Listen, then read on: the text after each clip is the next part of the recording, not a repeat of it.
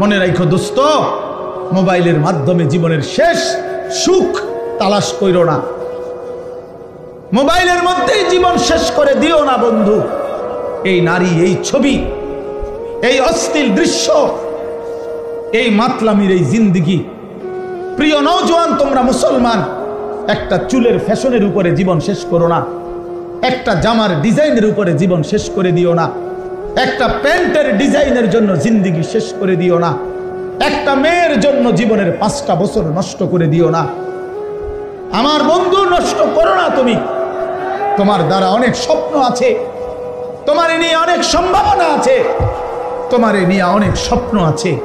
আগামীর পৃথিবীতে তুমি কালেমার পতাকা উড়াবা, আগামীর পৃথিবীতে তুমি ইসলামের পতাকা উড়াবা।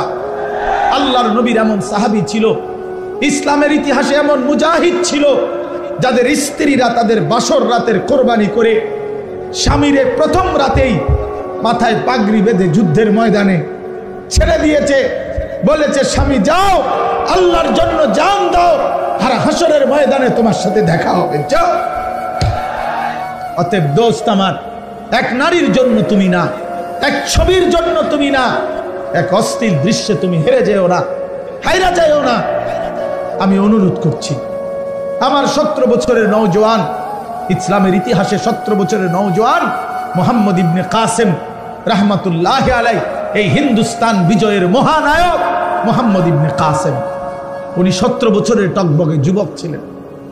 আরব থেকে সাগর পাড়ি দিয়ে এসে সিন্ধু প্রদেশ ভারতের রাজা দাহিরকে পরাজিত করে তিনি কালেমার পতাকা উড়িয়েছেন।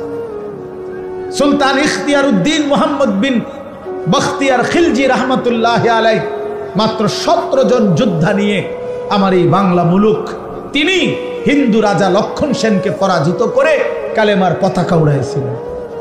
হ্যাঁ, অতএব দিল্লির লাল কেল্লা মুসলমানদের, দিল্লি মুসলমানদের, ইন্ডিয়া মুসলমানদের, গোটা হিন্দুস্তান মুসলমানদের বেটা। অতএব আমি নওজোয়ান বললাম, আমার অনুরোধ বন্ধু, স্বপ্ন দেখো বড়, কল্পনা করো বড়, আগামীর পৃথিবীতে ইমাম মাহদির পক্ষে লড়বা, কালেমার পতাকা উড়াবা, বাংলার জমিনেও কালেমার পতাকা উড়াবা ইনশাআল্লাহ। রাজি তো নওজোয়ান? নওজোয়ান রাজি কিনা বলো তো। 30-এর নিচে যারা, তারা দাঁড়াও, বলো দাঁড়াও নওজোয়ান, দাঁড়াও নওজোয়ান, দাঁড়াও নওজোয়ান, জাগো নওজোয়ান, হিম্মত করো নওজোয়ান, আগে বাড়ো নওজোয়ান, বলো আল্লাহু আকবার।